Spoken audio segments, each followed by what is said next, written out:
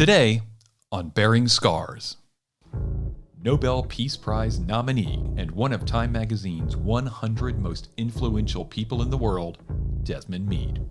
That day in August, I stood in front of those tracks and I waited for some time for a train to come. And I was ready to end my life. Desmond discusses his journey from drug addiction, court-martial, prison, and homelessness. And one was like, I want to be a police officer. I didn't raise my hand and say, when I grow up, I wanted to be a crackhead. And finally, second chances. Like, oh my God, this is a sign. It's a miracle. Something special is going to happen. What I really didn't understand at that moment was I was actually uncracking one of the cheat codes of life. And that is, man, that you can take the bad things and turn them into great things. This is the first time I've ever done an interview where I've actually said, inside and out, everyone you know has got 'em. Your mom and dad and all your friends. Enjoy your scars, scars, scars. Enjoy your scars. Welcome to the premiere of Bearing Scars. I'm your host, Michael Ertel. Bearing Scars is more than a podcast. We're having raw discussions with those who have gone from prison to prominence, from debilitating addiction to public adoration, from youthful indiscretion to business dominance, and from career-ending scandal to a redefining of their life's work. But those leaders are not alone. We all bear scars from our own huge mistakes. In this series, I won't be shy about exposing my own self-inflicted scars, from my private shame of being a homeless high school dropout to my very public last day as Florida's 34th Secretary of State. I too will discuss my scars, but that's for a later episode. Today, we're meeting our first guest. When the concept of bearing scars was coming to fruition, I always had one person in mind to be this first guest, and what a guest we have.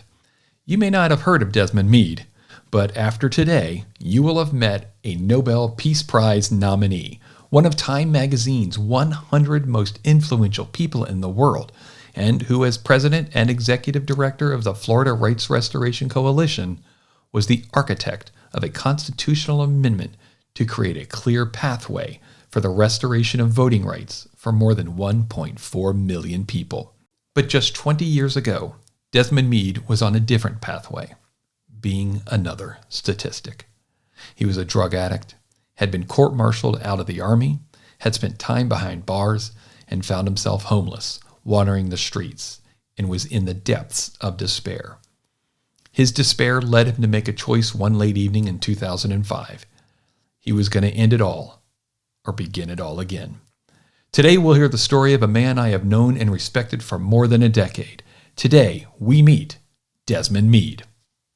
Desmond Meade, welcome to Bearing Scars. hey, Mike, what's up? How you doing? This is a great day because you are our first guest.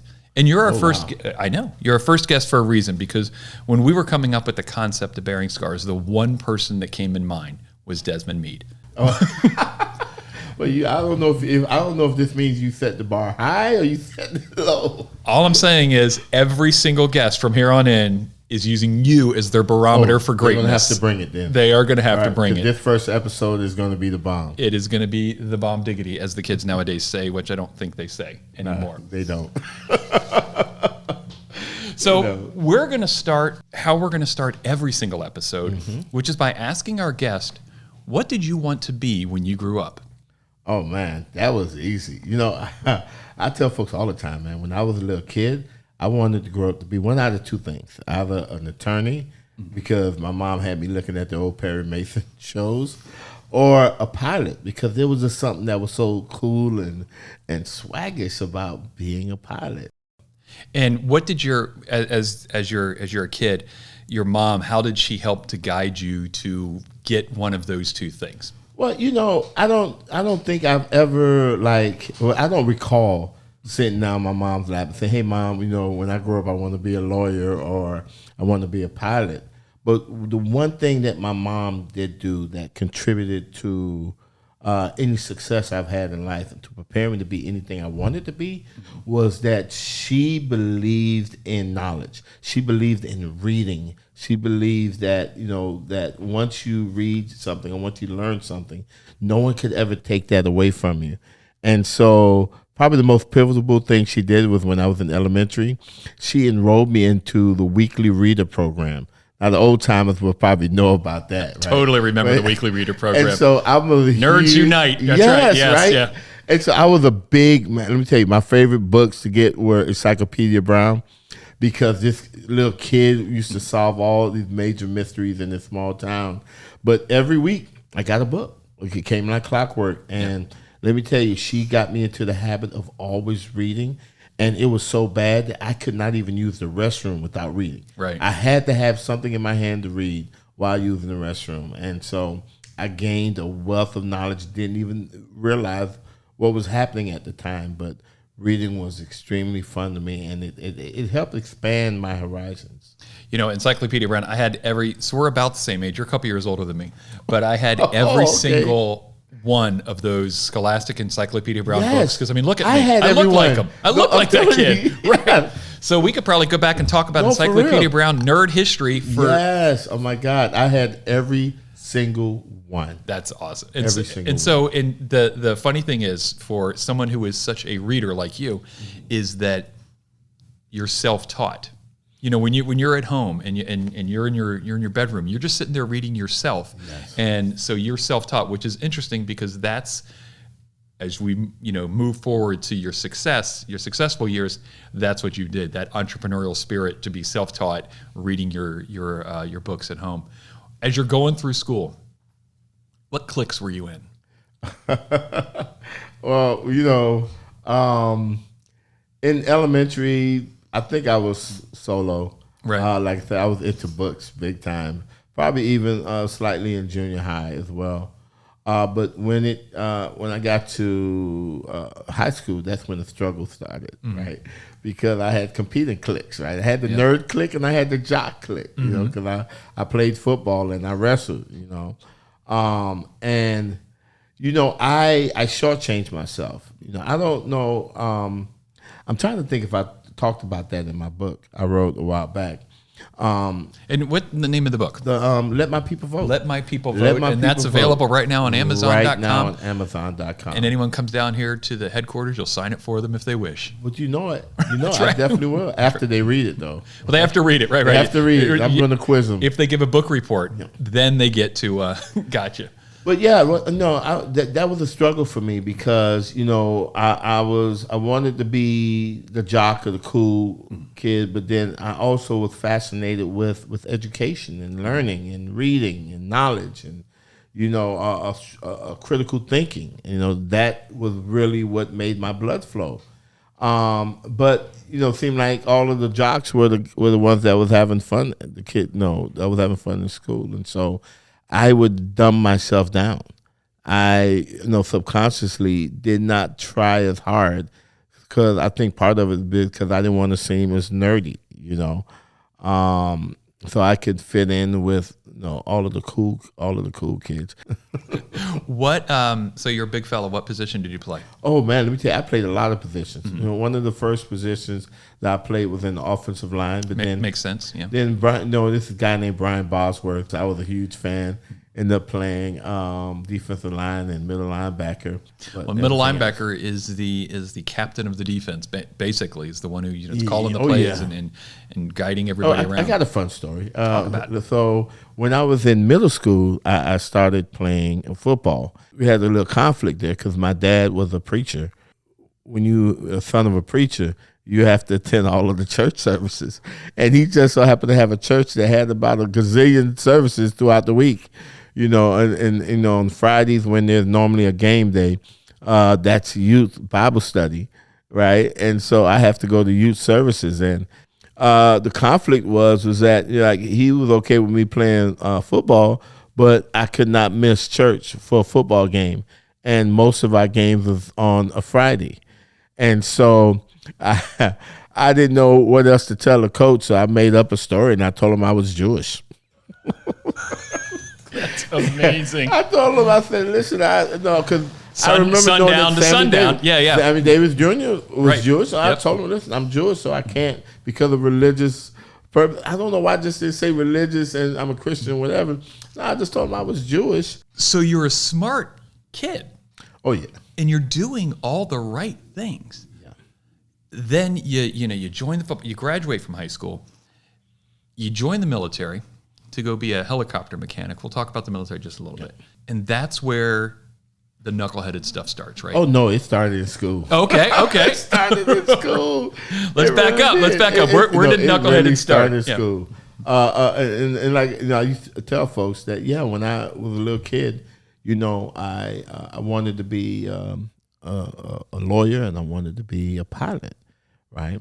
And I tell folks that, listen, when I was in the sandbox playing with all the other kids, and Sally was like, when I grow up, I want to be a nurse. And John was like, when I grow up, I want to be a doctor. And one was like, I want to be a police officer. I didn't raise my hand and say, when I grow up, I wanted to be a crackhead or I wanted to be incarcerated. I wanted to be a person with a felony conviction, in and out of jail and addicted to drugs. That was not a childhood dream of mine. But that became my reality because of drug addiction. And that drug addiction, or that drug use, I should say, started at, around like high school. And sometimes I could say a little earlier than that because I started drinking earlier. But those things was the runway to eventually me being in the military and then being exposed to the hardcore stuff and then getting deeper into the addiction in the military, and of course running into some problems there, which speaks once again to the paradox, the constant paradox of my life, from the jock versus nerd guy, and now in the military where, I was like soldier of the quarter. That was like the number one soldier out of thousands of folks in Hawaii, right? They said I was the number one on the entire island for the quarter of a year, and to going from that and Army achievement medals to getting court-martialed because I had a positive urinalysis and I was caught shoplifting to support my drug habit. That's the thing. Military promotes drinking. A lot of folks don't realize that. Like, we used to have mandatory formations at the beer tree, right? And all of the warrant officers had to buy kegs of beer, and we had to assemble there, and then we were dismissed to take the rest of the day off. But they put the beer in front of us, and what do you expect? We're going to drink. And so in aviation, the warrant officers are the pilots, and so they're the ones that, and you're one of the mechanics. So they're basically it's the equivalent of a quarterback buying his offensive line a bunch of drinks to help out. Thank you so much for helping me make this flight a success. Let's hang out together. Yep. Once again, it's fun. You're socializing with each other. But we all have our bottoms, or we all have that moment when we could stop and think, well, maybe I might have a problem, and maybe I need to do something about it. And sadly for young Desmond Meade, that was not your rock bottom. No, nah. when you get out of the Army, then you come back home and you continue along those same kinds of things that got you in trouble in the military. So you're continuing to do these knuckleheaded things while you're back home, right? Oh, yeah. When I got back home, that kind of like reignited, the urge, and yeah, that was the straw that broke the camel's back when I was reintroduced to cocaine to stay up, and next thing you know, now it's taken me to another level. And let me back that up, because I think the real straw, the real incident was when my mom passed. And that's why I had nothing else left after that. And so I could dive right into anything, it was crazy because I've always been a mama's boy. And I used to pray. I really used to pray that God would let me die before my mother, because I don't think that I could handle her passing. I loved her that much, and that didn't happen. And when she passed away, I was angry at God, and I really missed my mom, the whole 9 yards, and I just let everything go, and it was around 6 months after that. A little bit more than 6 months. Yeah, within 6 months, I destroyed her legacy, and about a little over a year after she passed away, was that's when it just started going haywire. When you said you feel like you destroyed her legacy, what do you mean by that?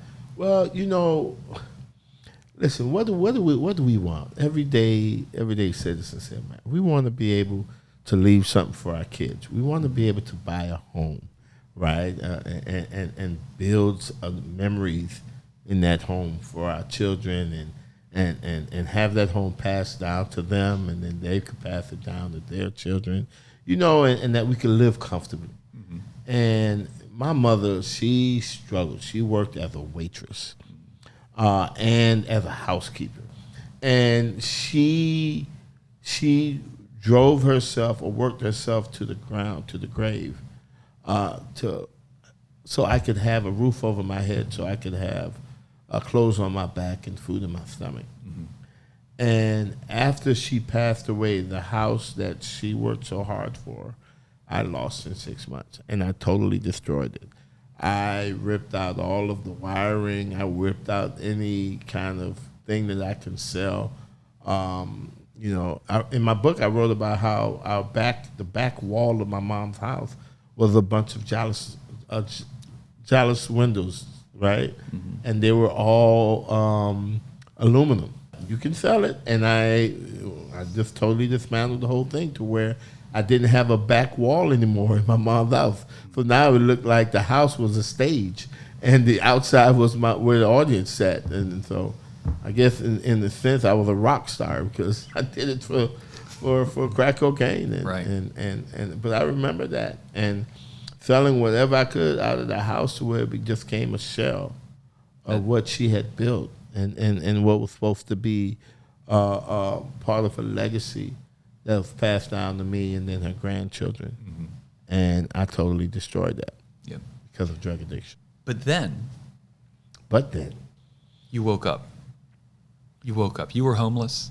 Yep. And as you're homeless, you're checking in, and you decide in August of 2005, this has to change. You hit rock bottom. Was it August 2005?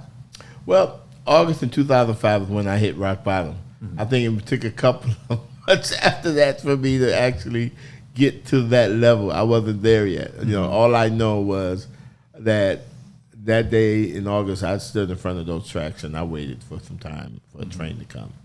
And I was ready to end my life. I knew that, I totally destroyed my mom's legacy. I know she didn't raise me. I was raised in a Christian family. Mm-hmm. I wasn't raised to be in the position I was that day. Mm-hmm. And, but there I was. I'll tell you an interesting story about the night before, or I should say the day before. The day before that, I was trying to finagle one of my friends out of some money so I can buy some drugs, and he did an old New Testament line on me. He was like, I don't have any money, but something I have is a little bit better. And he was like, I need you to go and find this lady of God that I know at this particular church and have her pray for you. And when he told me that, something inside me, my spirit quickened. And I was like, okay, that's what I'm going to do. And I had maybe some spare change in my pocket, and not enough to get there and back. Not even enough to get there, but enough to get me most of the way there, and then I have to walk maybe a mile or so. And it was the last I had, and I actually spent it on bus fare to go see this lady. And then when I was walking up to the church, maybe a block or two away, it dawned on me. It's like, knucklehead, you're in the middle of the week. How many churches are open in the middle of the week? This is not Sunday. Right. And so you just spent your last money on a wild goose chase, right? I started panicking, and I kept walking, and as I walked, I seen the church was open. I'm like, oh my God, this is a sign. It's a miracle. Something special is going to happen because this is a miracle. And I remember going in, church had just started. I walked in at the beginning, sat in the back, sat through the whole service. Kindle some old spirits in me because, like I said, I'm a preacher's kid. And at the end of the service, I remember approaching this lady and said, listen, I am a drug addict. I'm homeless. but I'm not coming to you for money, food, or clothes. A friend of mine told me that if I can get you to pray for me, my life will change. Will you please pray for me? That was the line. She put her arms around me and pointed at another guy and said, you see that guy over there? I was like, yes, ma'am. She said, go to him and make an appointment for tomorrow. And in my head, I'm screaming. I'm like, woman, don't you realize I just spent my last to come here? And that all I'm asking, if you to get like the olive oil, whatever this stuff is, and put the cross on my forehead and put your hands on me and just pray for me. Mm-hmm. Why do I have to set an appointment for the following day? I don't have a place to live. Where am I going to be tonight? Where am I going to sleep tonight? It was just so many things that was going through my head. And so I left her, but I never went to the guy. I walked out of the church, and as I was walking out, what I said to myself was, man, even God has turned his back on me. And that was a moment when, because I've been homeless. I've slept behind Dipsy dumpsters. I've slept in abandoned buildings. But one thing I never did was sleep out in public, because I didn't want an old high school friend or family member to drive by and see me, sleeping on the sidewalk or whatever. That night was the first night I just didn't care anymore, and I slept on a bus bench in one of the busiest thoroughfares in Dade County, Florida. I remember saying, that's it. No, God don't even want to have anything to do with me. When I woke up the next morning, I said, I'm going to give it another shot. And I went to a drug treatment facility. And ironically, and I'm thinking I'm getting in to get help, but part of their process, in order to get into the program, you have to take a urinalysis. And so they come back and say, you have cocaine in your system. We can't accept you, which baffles me to this day. Right. Like, if you are a drug treatment program for people that's addicted to drugs, how do you expect them to stay clean long enough to give you a negative urinalysis? Because if I could stay clean enough to give you a clean urine, that means that maybe I'm not addicted to drugs. Right. The fact that I can't stay clean is telling you that I need help, and they actually rejected me. And when that rejection happened, that I was walking to another place and railroad tracks. As I was approaching the railroad tracks, I remember this newspaper article I read maybe like a couple weeks prior that talked about a guy committing suicide by train, and I became fixated with that. And when I finally got to the tracks, I couldn't cross. Mm-hmm. I just stopped. What stopped you? Just thoughts. I'm like, I couldn't cross those tracks. I'm like, I'm there and I'm waiting on this train. And while I'm waiting on this train, because I'm ready. Like, what else do I have? There's no light at the end of the tunnel, right? When God turns his back on you, when a drug treatment facility tells you that you're too much of an addict to be admitted into their program, like, what else do I have left? But turns out Desmond Meade had a lot more left. He had drive, he had ambition, and he knew what he wanted to be when he grew up. When we return, we're going to go through Desmond's rebound story and how he became the man, and I mean that truly, the man that he is today. We'll be right back. When a person calls 988, they're connected to a crisis counselor. A caller can expect to talk about coping skills, talk about resources, and ways to move forward beyond the call. They can call us, they can chat, they can text, and when they come out on the other side, they're feeling better. Call or text 988 or chat 988lifeline.org. Tell me something good. On the next Bearing Scars, WWE wrestler and American gladiator Matt Morgan. Seeing guys in the locker room, when one of the guys would come in with some painkillers, they'd like shake it up and everybody would like follow the guy into a room. It's like a Pied Piper. It was crazy. The 7-foot giant of a man discusses his toughest opponent, addiction. I'm Matt Morgan. I'm big and tall. I'm stronger and heavier than everybody. So when it says take one every 4 hours, they really mean take two. Now, nearly 2 decades sober, Matt discusses his legacy, helping others to overcome their addictions. I started getting the boys in the locker room clean, be a part of their plan of getting them their life back. So at the end of the day, ironically enough, as a former pro wrestler, I would argue that's my heavyweight championship. Bearing Scars is available at all major podcast platforms and at bearingscars.com. And I'm thinking, shoot, this is it. I'm dead. This is how it ends for me. In an Italian bathroom. Enjoy your scars, scars, scars. Enjoy your scars. Welcome back to Bearing Scars. Today we're with Desmond Meade. You may know him as one of Time's 100 most influential people in the world, but what you may not know is the path that he took in order to become the man that he is today. We've already talked about how he reached his rock bottom. Now we're going to talk about how he elevated himself, rebounded from where he was to where he is today, one of the most respected men in the entire world. Let's talk a little bit, Desmond, about when you decided to go into the homeless shelter and go to school from within the homeless shelter and the drug rehabilitation facility, because you initially were rejected from one drug rehab because you were too addicted. You were too addicted. Yeah, isn't that something? So tell me, what was that one point that made you cross the path and cross the line into, all right, let's get Desmond back into gear? Well, first and foremost, let me just tell you, the train never came. Right. All right, so I don't know what I would have done. But eventually, I guess I got tired of waiting, and then you just move on. And so after I crossed the tracks, it just so happened that there was this a facility 2 blocks further, and I was able. It's a central intake facility, and it's run by a local hospital, and they would receive all types of people seeking help, all different types of help, whether it's substance abuse, whether it's psychiatric or whatever.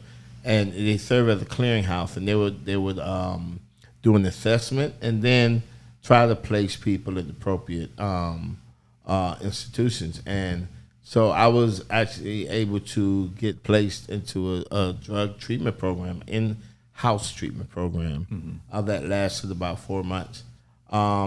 When I was in the program, Rosa Parks, civil rights legend, she passed away, and they had her memorial service in the rotunda of the Capitol in D.C.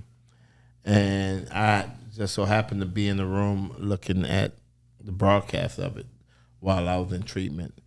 And it was something about seeing that like ignited some type of passion in me. Like I wanted, I've seen so many people with tears in their eyes.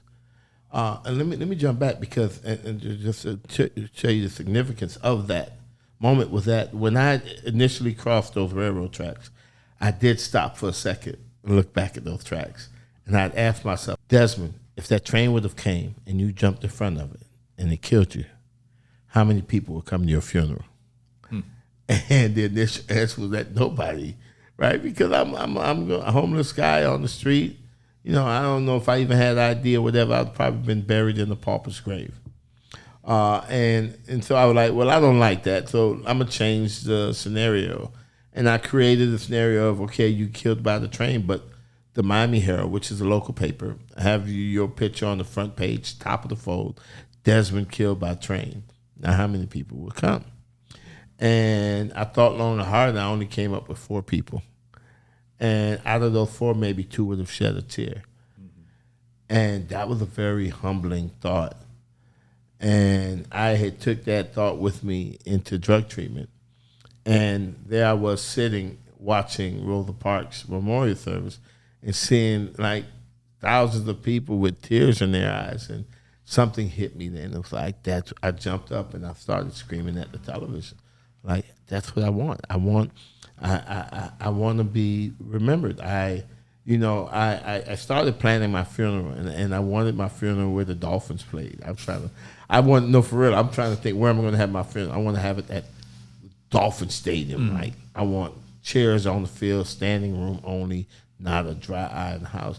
And what it was I just wanted to feel as if I was worth something. That my life, the time that I spent on this planet, was worth something. I landed on the location, but the problem I ran into was trying to figure out, how can I get that type of audience to a film? What type of person could command that type of audience? And here I was thinking about this same thing, this memorial service for Desmond Meade, who was killed by a train. I find it fascinating as we think about our legacy in life, and what your goal was less about how I'm going to live my life and instead of how my life will be remembered. And so you could have gone in many different ways in order to have a stadium filled with people honoring your legacy. What was it about helping other people that became the path to you helping? I didn't get there yet. I didn't get there yet. It all came down to the fact that I got kind of disillusioned because I figured I couldn't be a movie star and I couldn't be an athlete. All right, and so my mind went back to Rosa Parks quickly, and I realized that she committed an act, that she did something that caused some type of positive reaction. And even years after, whatever, she did that act, people were still benefiting from her act. Yep. And so I thought that if I could take the pain and the suffering, that low self-esteem, the misery that led me to those railroad tracks, and package it in such a way to help someone else who may be headed that direction. And so I figured that if I could start helping people, it would have a exponential impact, right? Because now they can help change people's lives, and the people's lives who they change can help change people's lives. Mm-hmm. And so I figured that if I can do that, then pretty soon, it's a lot of folks to fill up a Dolphin Stadium, but pretty soon I might get there, And I can say that, now that this is the first time I've ever done an interview where I've actually said, I think I did that already. I think I have impacted enough lives to fill a stadium. You absolutely right? have. We'll talk about 1.4 million people later on. That's what I'm saying. I'm thinking about, whoa. But that was my motivation, was that I wanted to fill a stadium. And I knew that the only way, since I couldn't be an athlete or movie star, the only way I could do it is by making a difference in someone else's life. And what I really didn't understand at the moment was I was actually uncracking one of the cheat codes of life. And that is, man, that you could take the bad things and turn them into great things. Mm-hmm. And you take your middle school Desmond, who has those two competing cliques on his shoulders, mm-hmm. the nerd clique and the let's do stupid stuff clique. Mm-hmm. And you kicked that let's do stupid stuff clique off, and you went back to your nerd clique because you went to college. You went to college. Yeah, and so how'd you get into college? What was the process of you getting into college and deciding that, Listen, I want to do this to... I used to drive, let me tell you, when I was living in the homeless shelter, I used to go by the local colleges every day and just be jealous of all of the students that are going back and forth to class. And I would always go to the library, sometimes the law library, and, get on the computers and do some reading, whatever. And I decided, let me check out the college library. And when I found out that I could actually get into the library and use their computers, oh, man. And I'm looking around, and I was like, you know what? Let me give this a shot, because I really didn't think that I could actually go to college. And you're in your late 30s at this point. I'm in my 30s, yeah. You're in your mid to late 30s. You're homeless. You still have some drugs in your system potentially, even if it's after a while. And you're saying, I can do this. If there's anybody listening here today, mm-hmm. and this is your trigger point, your spark, what was it that if someone's listening and says, I can't do this because this is in the way, or that's in the way, or that's in the way, can you imagine somebody in any more vulnerable situation than being homeless, mid to late 30s, addicted to drugs, crack cocaine, terrible resume. Yep. Arrest record a mile long, mm-hmm. the whole 9 yards, in and out of trouble, got kicked out of the military. Mm-hmm. Yeah, all of those things, yes, I own that, and I've been through that. And I think that, that anyone that's listening to this, right, that have any kind of obstacle in front of them, they have got to now believe that nothing is impossible for them. Listen, come on, think about it. Mike, let's stop and let's think about it right now. Out of all the people, and you know a lot of people in Florida, you know a lot of people in the world. You do. I know you do. You're an important guy.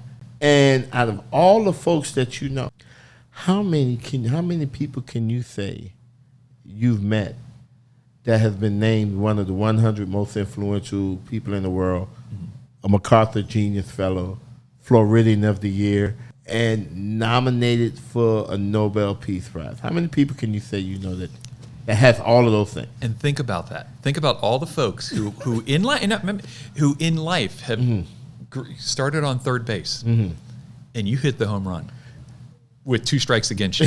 with 2.5. Yeah, 2.5 strikes against you, and there's a strikes. fastball coming, Yeah. and then you just. So if you can do it, then everybody listening, no matter what, this is what I'm saying, and this is almost like this guy who was all of those things and had the history that I had, whatever, could overcome that and be who I am today, then that tells you that you have a fighting chance.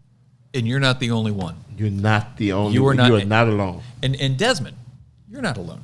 Yeah. You know, you're not. You as you're reading, you're seeing other people who have, as you're a kid, you've seen other people who have overcome so many obstacles, and so they were kind of your motivation as well. So who were some of those folks that may have been your motivation that you're thinking, I want to be a lot more like this person? I didn't.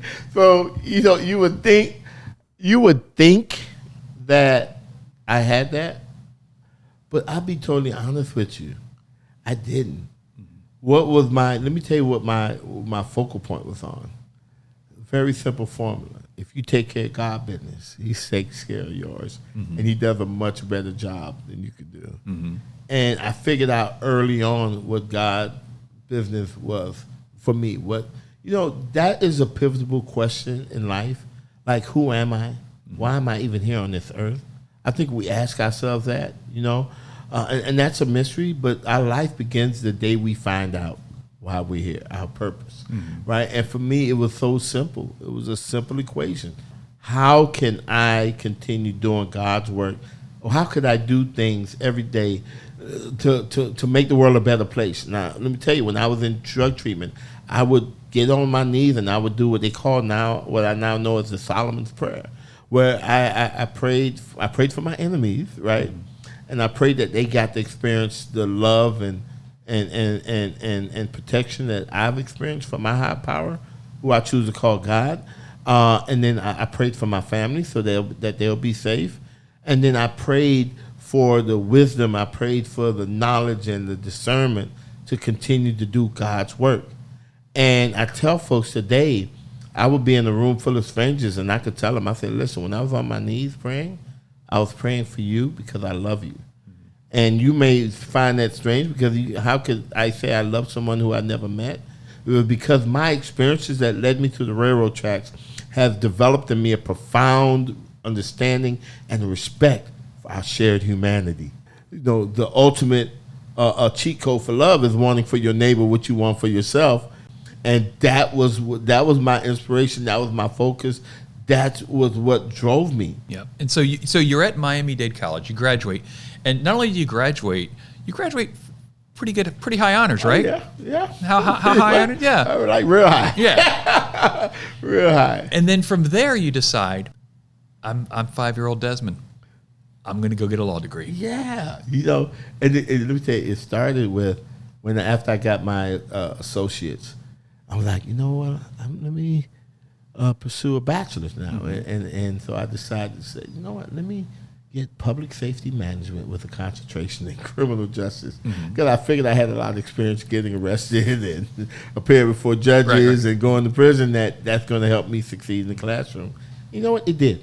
Mm-hmm. It did. And once again, highest honors. And then the professors was like, hey, law school. And I was like, wow. And I said, you know what? Because I want to help people. And I figured the best way to help people to have a thorough, because nothing is more intertwined in our lives than law. Mm-hmm. Law is in every aspect of it. And the better understanding I had of law, the more I'm able to help folks. And so I thought, okay, well, let me apply to law school. And then, lo and behold. Did you graduate? Yeah. And I made the dean's list. And you made And I made the dean's list. But more importantly, to your life, during that time frame, during the 2010 to 2013, 14 time frame, you met somebody. Tell me about Sheena. Oh, wow. I didn't know you were going there that quick. Man, let me tell you, he put this young lady in my life, man, that is just so amazing. And I tell folks that's probably the smartest thing I ever did was quickly recognize, who she was, and that was God's gift to me. How'd you meet? She in Tallahassee. I was going up there trying to recruit a keynote speaker for a conference I was trying to put on, and someone came and went to introduce me to one of their leaders, and my wife happened to be next to her. And when I seen my wife, I was like, I think I was supposed to come and meet you. And it wasn't a pickup line. It was just something just came over me and said, this is the person that you needed to meet, that you came, and I had no clue whatsoever. But quickly identified her as, like I said, I recognized her as God's gift to me. And I met her in February. Our initial date was on Valentine's Day. Smart, very smart. In June of that same year, I proposed to her on her birthday. And in December of that same year, I married her. And we've been married now for 13 years. Right? And you did something pretty amazing. She had a couple kids, more than a couple kids. And you adopted them. Oh, yeah. All 5. They're my kids. Yeah, they're my your kids. They're my kids. But the part I want to get to with her, and this will be embarrassing if she hears it, but the other day it dawned on me that she is an awesome, and I use this term lightly, first lady, right? Mm-hmm. And I say this, I know what you mean, right? Because when I look, so many times people, always pay attention to a lot of first ladies, whether they're presidents, first ladies, or gubernatorial first ladies, whatever, right? But so I look at her as my first lady, like in that same light, and it dawned on me that the only one comparable to her was Eleanor Roosevelt. And the reason why I say that is because my wife, she leads a national organization called Clean Slate Initiative, that works across the aisle, and they actually facilitate or automate a record clearing process so there wouldn't be barriers for people being able to get jobs, education, and housing and such. To date, over 18 million people in the United States now can benefit from policies that she has led the effort on. 18 million. But that's my wife, Sheena. I could say 18 million. Just imagine. And you're only at 1.4 million. But I'm only at 1.4. She makes me look like I'm slacking on the job. But yours was a statewide initiative, and so you graduate law school. You start doing these good things. You begin to work with FRRC, Florida Rights Restoration Coalition. Mm-hmm. You get something on the ballot for the 2018 election. Mm-hmm. Talk about what your goal was with that, and what the impact has been to so many folks. Well, let me tell you, like I said, I've studied this thing for quite some time, and I know that felon disenfranchisement is an ugly part of our history, at least one of the ugly parts of our history. What I've seen was, and this is years and years ago, because matter of fact, remember, my bachelor's is in public safety management with a concentration in criminal justice, and so I'm studying these things, and then I'm also introduced to a coalition that was actually engaged in addressing felon disenfranchisement. That totally, like, a person gets a felony conviction, they lose their civil rights for the rest of their life, right? And to think that folks, and the civil rights is the right to bear arms, right to serve on the jury, to run for office, and the right to vote, right? You lose that for life. Right, and then when I started looking into it, I started seeing that overwhelming majority of people that was losing their rights were for, like, quality of life crimes. Mm-hmm. Like, we had a guy, Howie, he was a veteran. I think he served in one of the Gulf Wars. We haven't done the best for our veterans, and just like situations today, people are having a hard time making ends meet.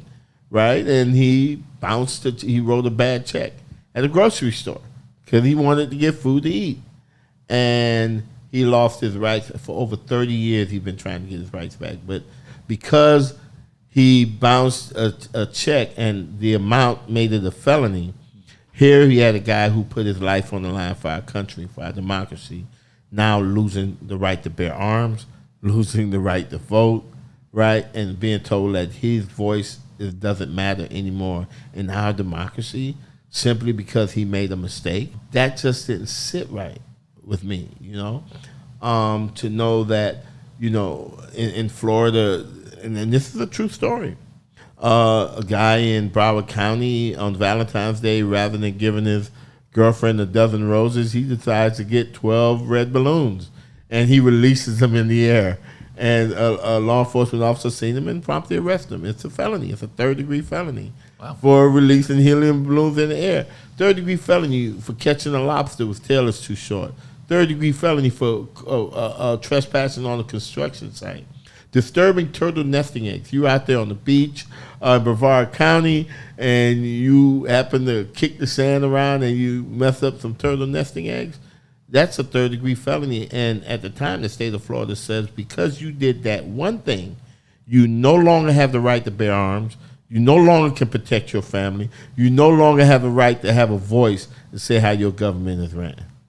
Something about that just didn't quite sit right. The ability to vote is so sacred. Nothing speaks more to citizenship than being able to vote, and to just strip that away from a citizen and not give them the ability to get that back was inhumane. And so that's what I did. You did more than that. You took your law degree, and you took your desire for justice, for civil justice, and you changed not only the law, you changed the Constitution. Of the state of Florida. That is huge. You changed the Constitution. So I want you to think about everyone else that was in your law class, over when you were at Florida International University, and look around that class. How many of them have changed the Constitution? That's right. How many people have changed the Constitution? I'm sitting right in front of them one right now. Right? That's another notch to put on your belt, right? Right, exactly. You're a special guy. Because I know a guy who changed the Constitution. You know a guy who changed the Constitution, right. Among other things. Right. And you can say he's your friend. Yep, absolutely. Right. Absolutely. So you can always tell somebody, you know what, my friend is cooler than your friend. How did you do this? So you get more than 64% of the voters in the state of Florida to agree with you and with the folks who also placed it on the ballot with all the petition signatures. What was the process you went about to make that happen? Man, one of the easiest things is actually that was so key was taking the politics out of it. Because we see it. I mean, today you see when politics are in play, sometimes things are tougher for everyday regular folks. And when we can remove that, I tell folks this, and I'm not diverting, Trevor. I'm going to get to your question. Right. But let me tell you what, I tell folks this all the time. There is a space, right? We had elevated our campaign above the partisan politics, even above the explicit or implicit racial bias. We try to hold it in a space where we can connect with each other along the lines of humanity, no matter what your political or religious beliefs were, right? No matter what your status was, that we'll be able to connect along some basic lines of humanity, right? And I tell folks that when that happens, there are beautiful things that happen in this world. Like we see the aftermath of hurricanes, how we come together as communities and we support each other, right? And listen, you're driving I-4 right now and you see an accident and somebody's laying on the ground, and you decide to stop, Mike. You're going to get out your car, you're going to run up to that person, and I promise you, your first question is not going to be, did you vote for Donald Trump?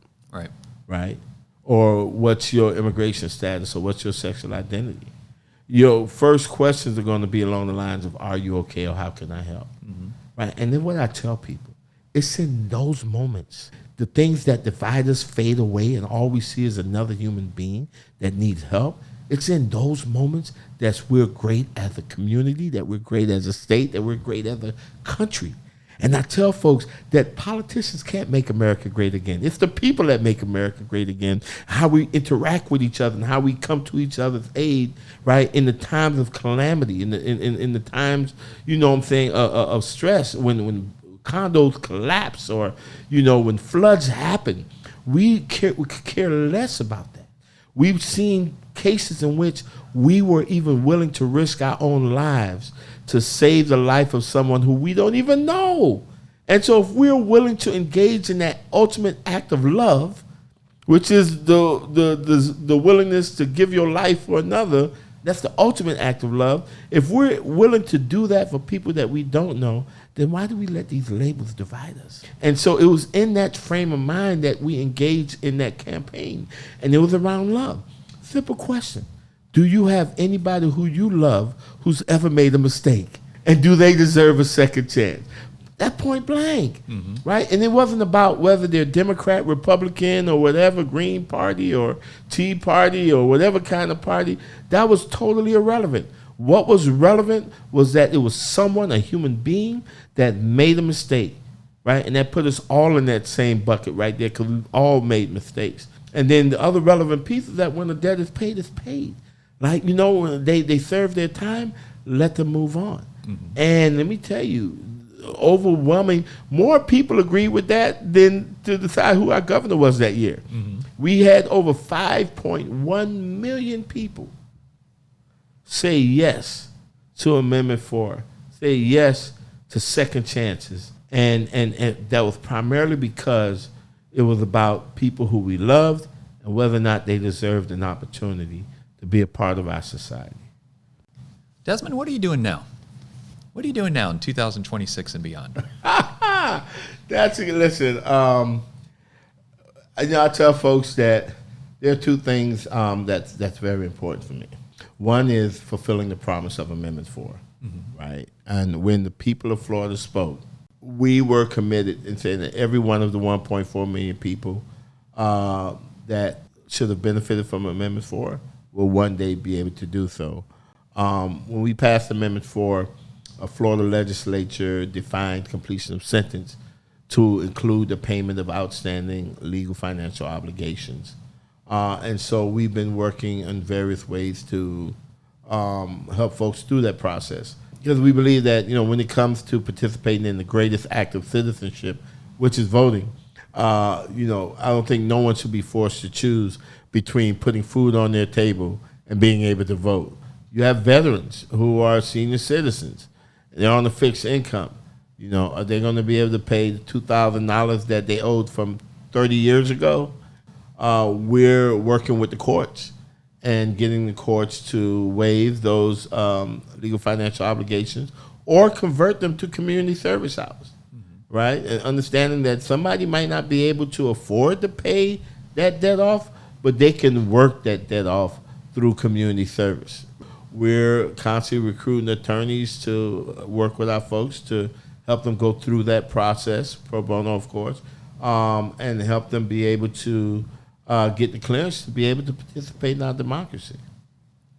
And you're also helping your wife, aren't you? Well, you know what? I don't know if she needs my help that much. I mean, because she's also dragging you along with her. Yeah, she might be dragging me along. I mean, because listen, the beautiful thing with her is that she is like, the thing that I like is the fact that the relationships that she's developed with even governors across this country, conservative governors, and other governors, they just, you know, she just bring people together and get people to really look at the issues and be supportive of legislation that would create pathways for every American citizen to be able to move on with their lives, overcome these mistakes, and be able to live the American dream. That's a power couple, isn't it? And yes. And you got 5 powerful kids. What? Oh, yeah. Any working with you here at FRRC? Yeah, I have. Matter of fact, 2 of my kids now are working with me. At one point, I've employed at least about 4 out of 5 of my kids. It's not all 5, and they've gone on to other things. But right now, I have 2 that's one is definitely helping in our fines and fees department, and one is helping in our communications department. That's what dads do. Hey. That's what dads do. Yeah. But they're your kids. But guess what? And they had a part from, I mean, every last one of them either helped me collect petitions or count petitions to turn them into to you. Right. Yeah, we haven't even talked about that, Mike. I mean, come on. That was like the time that I met you and how that was transformative. That played a significant role in my path, in my journey. Well, it's It may have, but Well, let's not talk about one guy. Don't talk about me. Let's talk about you. No, Right? That's right. what you're gonna say? It's exactly what I'm going to say. But you are a part of me, Mike. Right. Well, you're a very important part of me, because the thing about it is that I consider myself a champion of democracy, and I used to tell folks this. Like when we were fighting for Amendment 4, we were fighting just as hard for that person that wanted to vote for Donald Trump as we were for that person that wished they could have voted for Barack Obama, right? That if you're talking about democracy, you don't care how somebody votes. The fact is, and the most important thing is that they vote, right? And I'll tell you, in this entire state, maybe there were 2 or 3 offices that I would walk into, and I would get this overwhelming urge to want to be a part of democracy and vote. And your office was the best office. Well, thank you. You had the best handbook. You needed to be like the gold standards for the rest of the supervisor elections. But that gave me faith, and that helped push the movement even further, because it's encouraging knowing that there are other people that understand how the participation is an important part of democracy. It's the lifeblood of democracy, right? And we should do things to encourage people, not discourage them, but encourage people to be a part of it. And if you want to go through the process, like you said, you're not alone. If you're listening to this right now looking for inspiration, clearly the son of a preacher has given you some inspiration. But also just know that there are other folks who want you to succeed as well. And when Desmond was at the railroad tracks, he thought only 4 people would show up to his funeral, and only 2 would cry. When you're at your bottom, that's when you realize who's there with you. There were some folks, I'm sure, from your past, from your childhood, that were like, I don't want to hang out with Desmond anymore because he's made mistakes in life. I don't want to hang out with this guy. And did they come back to you? Or do you still remember who they are? Listen, let me tell you something. I would tell folks that, like our campaign says, say yes to second chances, right?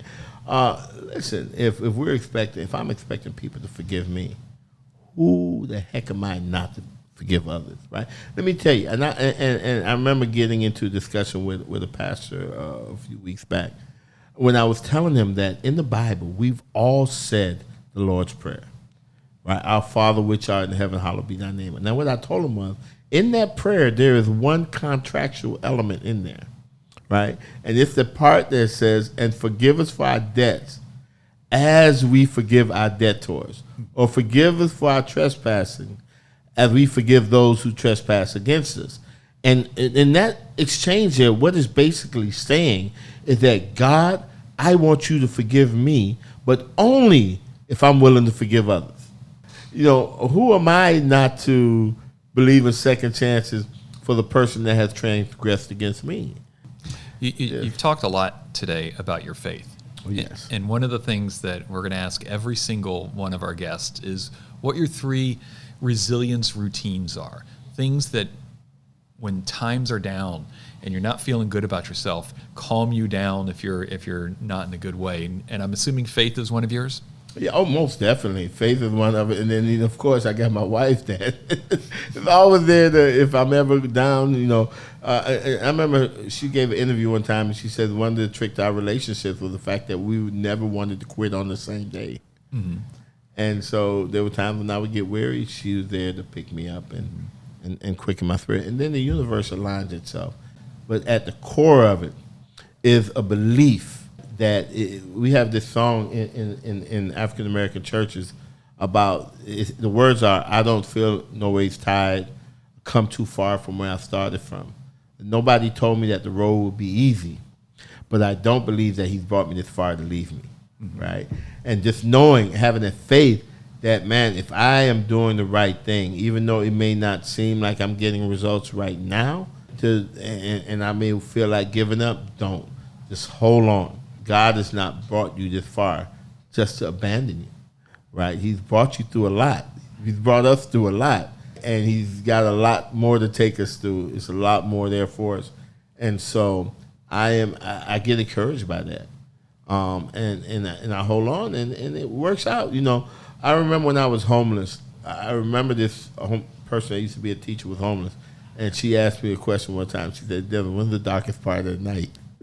And I'm struggling trying to figure that out. Like, I need to get some formula or something like that to figure that out. And after struggling for a minute, she just tapped me on the shoulder and said, right before dawn. Right before dawn. And so in the moments when it seems the darkest, my faith tells me just to hold on for a little while longer because dawn is coming. And it always do.